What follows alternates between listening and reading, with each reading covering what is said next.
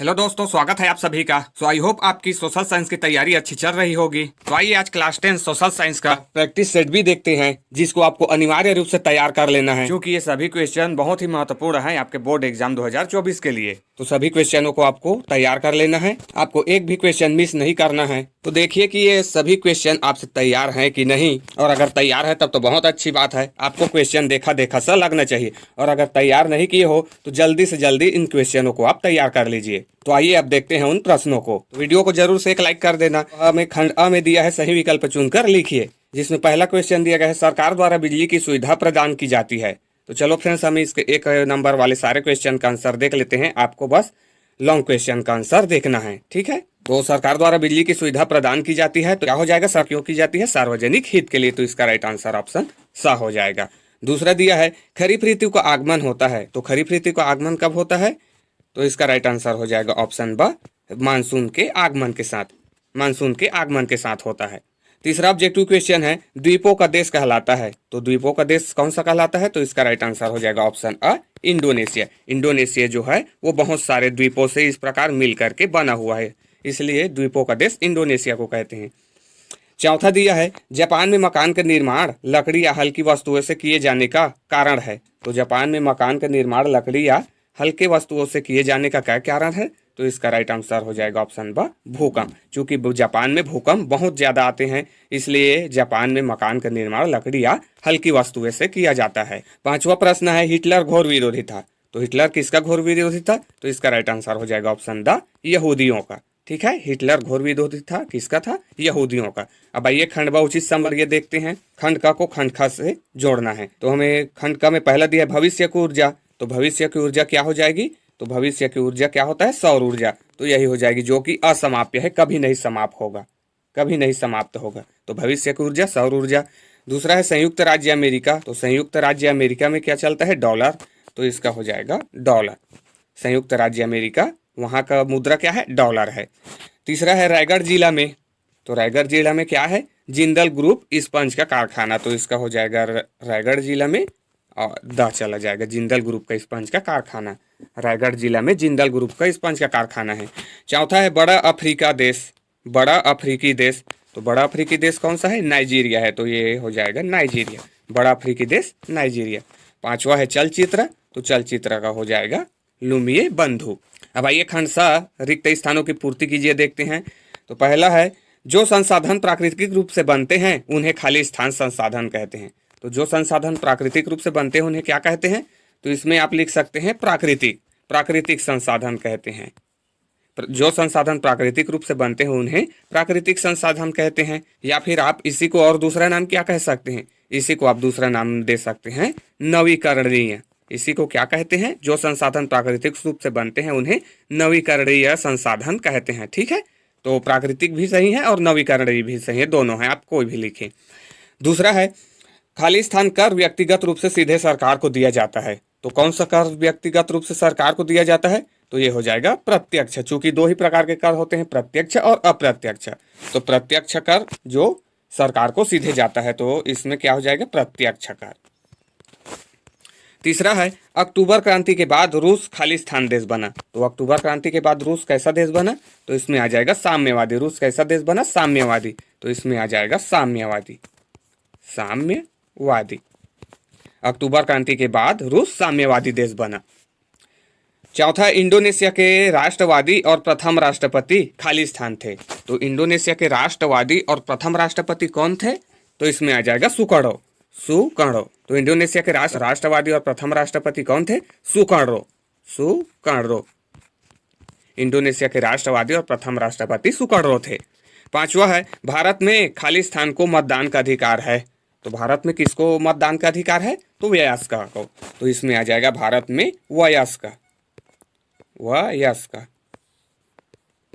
भारत में वयस्क को मतदान का अधिकार है। अब आइए देखते हैं 2 नंबर वाले क्वेश्चन। तो ये 2 नंबर वाले क्वेश्चन आपके तीनों सेट में अलग अलग हो सकते हैं फ्रेंड्स, जिसको आपको अनिवार्य रूप से तैयार करना है। और ये 2 नंबर वाले क्वेश्चन आपसे ऑब्जेक्टिव या फिर फिल इन द ब्लैंक्स इस प्रकार के क्वेश्चन से भी बनते हैं फिर, जो कि बहुत ही सिंपल और तीनों सेट में अलग अलग रहेगा। ठीक है, और जो 4, 5, 6 अंक वाले हैं वो सबसे ज्यादा रिपीटेड क्वेश्चन है फ्रेंड, उन क्वेश्चनों को आपको नेग्लेक्ट नहीं करना है, सभी के सभी क्वेश्चनों को आपको तैयार करके रखना है, चूंकि वो सभी के सभी क्वेश्चन आएंगे ही आएंगे। ठीक है, तो आइए अब हम लोग 2 नंबर वाले क्वेश्चन में देखते हैं क्या क्या दिया है। तो प्रश्न 2 दिया है, देश के विकास का सूचक क्या है। देखो फ्रेंड्स, सिंपल सा सेंटेंस है, एक शब्द में उत्तर। देश के विकास का सूचक क्या है ये आपको बताना है। ठीक है, प्रश्न 3 है, किस प्रकार के खाते पर बैंक अधिक ब्याज देता है। ये भी एक ही शब्द में आपको उत्तर में देना है, और ऐसा क्वेश्चन आपको ऑब्जेक्टिव में भी, फिल इन द ब्लैंक्स में भी, या सही जोड़ी में भी दे सकता है। ठीक है, तो ये सभी बहुत सिंपल क्वेश्चन है। तो आपको बताना है किस प्रकार के खाते पर बैंक अधिक ब्याज देता है। तो आप बता सकते हैं स्थायी खाता। और देश के विकास का सूचक क्या है, तो इसमें आप बता सकते हैं प्रति व्यक्ति आय। ये इस तरीके से छोटा छोटा कॉन्सेप्ट है। चौथा है, फांसीवाद का संस्थापक कौन था। तो बस एक शब्द में आपको बताना है फांसीवाद का संस्थापक कौन था। 5वां प्रश्न है, सरकार के लिए बजट क्यों जरूरी है। तो आपको बताना है सरकार के लिए बजट क्यों जरूरी है। तो क्या बताएंगे, यही आय व्यय का लेखा जोखा है, एक साल में कितने आय हुए और एक साल में कितने खर्चे हुए। तो इस प्रकार के सिंपल सिंपल छोटा छोटा क्वेश्चन है फ्रेंड। बस आप सामाजिक विज्ञान को थोड़ा सा समझ कर पढ़िए, फिर आप तो सामाजिक विज्ञान आपके लिए हलवा हो जाएगा। 6वां प्रश्न है, उपनिवेशों की स्वतंत्रता के पक्ष में कौन कौन से राष्ट्र थे। बस फ्रेंड आपको ये बताना है कि उपनिवेश की स्वतंत्रता के पक्ष में कौन कौन से राष्ट्र थे। ठीक है, राष्ट्र का नाम याद रखिए।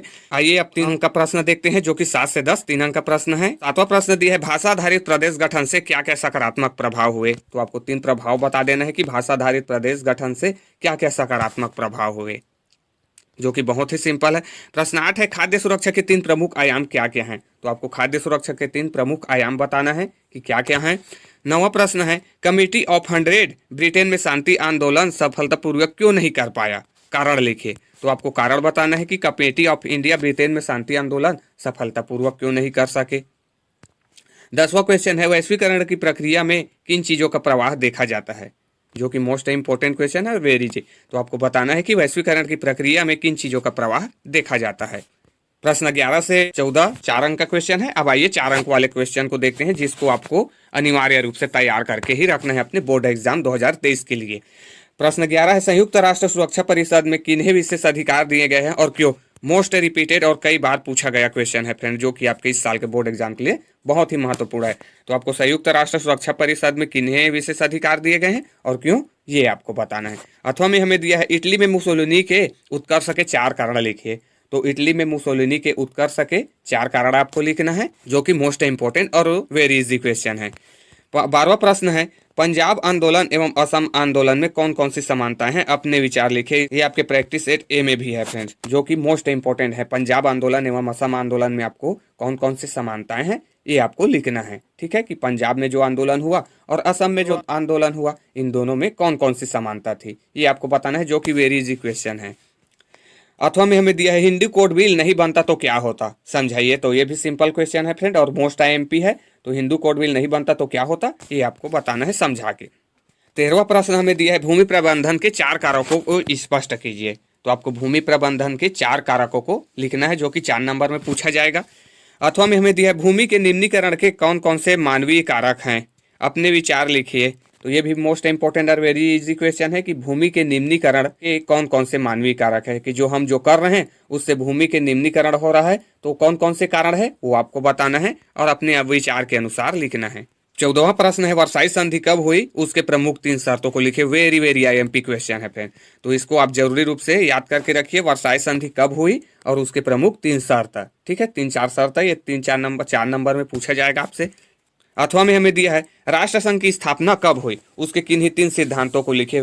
तो ये दोनों क्वेश्चन मोस्ट एमपी है। आपको राष्ट्र संघ की स्थापना कब हुई ये बताना है, उसके किन्हीं 3 सिद्धांतों को लिखना है कि उसके सिद्धांत क्या क्या थे। ठीक है ना, तो राष्ट्र संघ की स्थापना 10 जनवरी 1920 को हुआ था। बस आपको उसके सिद्धांत के बारे में और बताना है, 3 सिद्धांत बता दीजिए। अब आइए प्रश्न 15-16 देखते हैं, जो कि 5 अंक है। 15वां प्रश्न दिया है, ऋण के लिए शर्तें जैसे ब्याज दर, समय, जमानत तथा गिरवी आदि की आवश्यकता क्यों होती है, प्रत्येक शर्त को समझाइए। कि वेरी आईएमपी क्वेश्चन है फिर। तो ऋण के लिए शर्तें जैसे कि जब ऋण लेते हैं तो उसमें ब्याज दर, समय, जमानत तथा गिरवी आदि की आवश्यकता होती है ना, तो ये क्यों दिए ये सभी शर्त हैं, तो आपको इन प्रत्येक शर्त को समझाना है। ठीक है, अथवा में हमें दिया है, यदि भारतीय रिजर्व बैंक वाणिज्यिक बैंकों पर नियंत्रण नहीं रखे तो मुद्रा एवं साख पर क्या प्रभाव पड़ेगा, ये आपको बताना है, जो कि मोस्ट इम्पोर्टेंट क्वेश्चन है फ्रेंड। यदि भारतीय रिजर्व बैंक वाणिज्यिक बैंकों पर नियंत्रण नहीं रखेगा तो मुद्रा एवं साख व्यवस्था पर क्या प्रभाव पड़ेगा, क्योंकि भारतीय रिजर्व बैंक ही सभी बैंकों पर नियंत्रण रखता है। सुने हो ना, SBI, HDFC, एक्सिस, ये सभी बैंकों पर भारतीय रिजर्व बैंक का नियंत्रण होता है। इसीलिए भारतीय रिजर्व बैंक को क्या कहते हैं, बैंकों का बैंक। क्या कहते हैं, बैंकों का बैंक। ये भी याद रखना, ऑब्जेक्टिव में पूछ दिया जाता है। इसे बैंकों का बैंक कहा जाता है, भारतीय रिजर्व बैंक को। क्यों कहा जाता है, क्योंकि ये सभी बैंकों का नियंत्रण करता है, और अगर ये नियंत्रण न करे तो क्या होगा, बस उसी को आपको बताना है। 16वां प्रश्न है, नगरीकरण से कौन कौन सी समस्याएं उत्पन्न हो रही, उदाहरण देकर समझाइए। तो आपको बताना है कि जो अभी नगरीकरण हो रहा है उसमें कौन कौन सी समस्याएं उत्पन्न हो रही, उदाहरण देकर आपको बताना है। अथवा में हमें दिया है, ग्रामीण अधिवास के प्रतिरूपों का वर्णन कीजिए। कोई 5, तो ये 5 नंबर में पूछा जाएगा। तो आपको ग्रामीण अधिवास के प्रतिरूपों का वर्णन करना है। आइए अब देखते हैं प्रश्न 17 और 18, जो कि 6-6 अंक में पूछा जाता है। तो प्रश्न 17वां हमें दिया है, संचार के प्रमुख साधनों को स्पष्ट कीजिए। तो आपको संचार के प्रमुख साधनों को स्पष्ट करना है, कोई 3, जिसको आपको स्पष्ट रूप में लिखना है। अथवा में हमें दिया है, मुद्रित माध्यम और टीवी के संप्रेषण में आप क्या समानताएं और अंतर देखते हैं। तो मुद्रित माध्यम और टीवी के संप्रेषण में आप क्या समानताएं और अंतर देखते हैं। तो आपको समानताएं, कोई 3 समानताएं लिख दीजिए और कोई 3 अंतर। चूंकि ये आपको से 6 अंक में पूछा जाएगा तो 6 पॉइंट बता दीजिए, 3 समानताएं बता दीजिए, 3 अंतर, बस। ठीक है। प्रश्न 18वां हमें दिया है, संविधान सभा ने संविधान निर्माण में लोगों की भागीदारी को बढ़ाने के लिए क्या क्या कदम उठाए। ये आपको बताना है फ्रेंड, कि जब संविधान सभा बन रहा था तब संविधान निर्माण में लोगों की भागीदारी को ज्यादा बढ़ाने के लिए क्या क्या कदम उठाए गए, ये आपको बताना है। इसके अथवा में हमें दिया है, संसद का न्यायिक काम क्या है। संसद का न्यायिक काम क्या है, इस काम को उच्चतम न्यायालय को न देकर संसद को क्यों दिया गया है। वेरी वेरी IMP क्वेश्चन है, इन सभी क्वेश्चनों को आप तैयार करके रखिए कि संसद का न्यायिक काम क्या है, ये आपको बताना है। तो संसद का न्यायिक काम क्या होता है, कानून बनाना, बिल पास करना, ये होगा एक शब्द में उत्तर। अब इस काम को उच्चतम न्यायालय को न देकर संसद को क्यों दिया गया है, ये आपको एक्सप्लेन करके बताना है। सो इस प्रकार फ्रेंड्स, ये सभी के सभी क्वेश्चन आपके बोर्ड एग्जाम 2023 के लिए बहुत ही महत्वपूर्ण है। तो इन क्वेश्चनों को आप तैयार करके ही रखिए, क्योंकि आपको अब जब आप बोर्ड एग्जाम में जाएं तो आपको क्वेश्चन देखा देखा सा लगना चाहिए। सो आज के वीडियो में बस इतना ही। अगर वीडियो आपको अच्छा लगा तो वीडियो को लाइक करें, शेयर करें, और नए हो तो चैनल को सब्सक्राइब करके बेल आइकन को प्रेस कर लें friends. Thanks for watching till and.